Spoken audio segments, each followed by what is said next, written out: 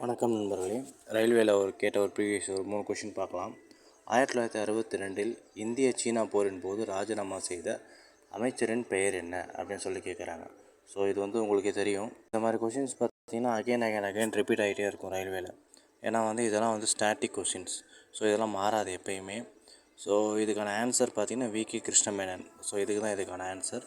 அடுத்த கொஷின் பார்த்தீங்கன்னா இணையதளத்தை அணுகுவதற்காக பின்வருவனவற்றில் எது தேவை? ஸோ நம்ம இன்டர்நெட் யூஸ் பண்ணோம்னா எது நமக்கு தேவை? நமக்கு ஐபி அட்ரஸ் தேவை. ஸோ அதுதான் நம்ம இன்டர்நெட் யூஸ் பண்ணுறதுக்கு அதுதான் வேணும். ஸோ கம்ப்யூட்டர் சயின்ஸ் ரிலேட்டட் கொஷின்ஸும் வரும். அடுத்து பார்த்திங்கன்னா பின்வரும் மலைகளில் எது அதனுடைய மேற்கு விளிம்பில் இந்திய பாலைவனத்தை கொண்டுள்ளது? ஸோ இந்த மலையோட மேற்கு சைடில் எது பாலைவனத்தை கொண்டிருக்கு? ஸோ ஆரவள்ளி மலைத்தொடர்கள். ஸோ நமக்கு இதெல்லாம் தெரியும். இந்த கொஸ்டின்லாம் பார்த்தா தான் ஒரு ஐடியா வரும். ஸோ இந்த மாதிரிலாம் கேள்விகள் வரும். ஸோ இந்த மாதிரிலாம் நம்ம படிக்கணும் அப்படின்ட்டு. ஸோ அதுக்காக தான் இந்த மாதிரி ஷார்ட்ஸ் போடுறேன். ரொம்ப நன்றி வீடியோ பார்த்ததுக்கு.